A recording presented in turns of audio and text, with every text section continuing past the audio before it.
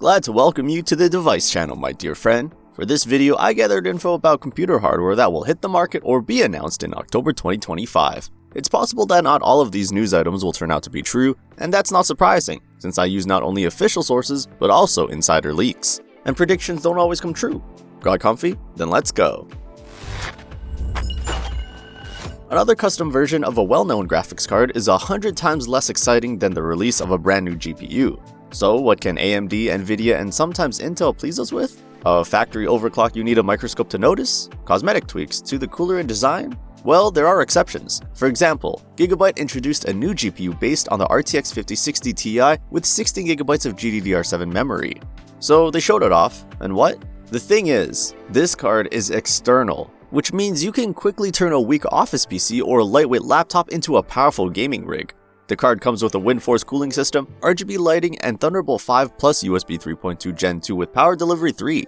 By the way, when connected via Thunderbolt, the performance drop in gaming doesn't exceed 5% compared to the desktop reference version. At least that's what the manufacturer claims. Gigabyte also says it's backward compatible with USB 4 for pairing the external GPU with integrated graphics using Project G Assist.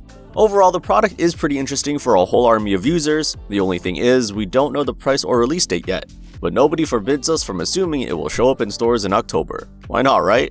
Subscribe to the channel, drop a like if you're into PC hardware, share your opinion, and ask comments in the questions. While we're talking about Gigabyte's external GPU, some mysterious leaks popped up. According to a few well-known insiders, first, Nvidia is about to discontinue the RTX 5070 Ti and 5080. And second, the Green team will already roll out the RTX 50 Super lineup in October. And before anyone asks why these leaks are mysterious, let me quickly answer that unasked question. The thing is, those same sources swore on the Bible and the Quran that the RTX 5000 Super Series would only debut at CES 2026 early next year. Alright, the release dates will sort themselves out soon, time will tell. But what do we know about the Super Series? Is it worth waiting for? Let's see. According to available info, the new cards will be 11 to 16% faster than their non-super predecessors. That's one. Second, the price of these GPUs will rise only slightly, at most $50 for the top model. Naturally, that's on the global market. In our local stores, with the current fairytale pricing, making predictions is pointless. Interested in PC hardware? Then join Device, subscribe to the channel, and smash that like button, and leave your thoughts and questions in the comments.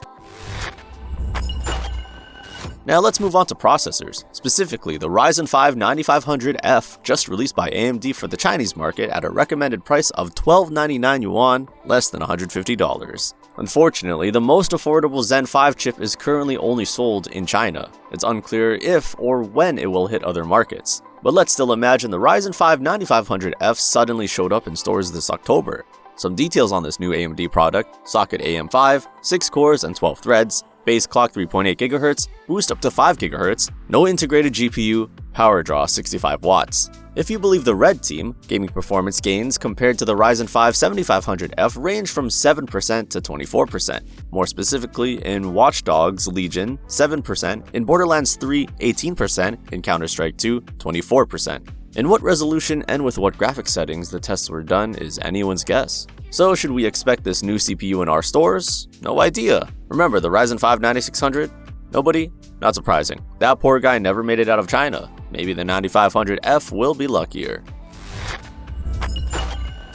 New motherboards appear constantly on the market. For example, Gigabyte has introduced 5 boards optimized for the Ryzen 9000 X3D lineup.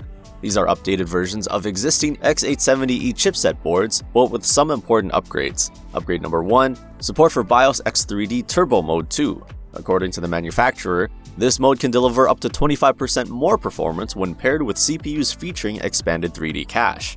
Upgrade number 2, support for the D5 Bionic Core Cell algorithm as well as RAM modules up to 9000 MTS. There are other improvements too, but they vary by model, so we'll skip those for now.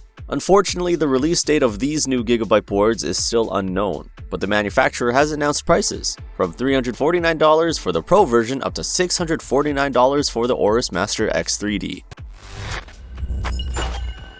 Hit like if this video was useful, drop a comment, and subscribe to the Device channel. See you in the next episode.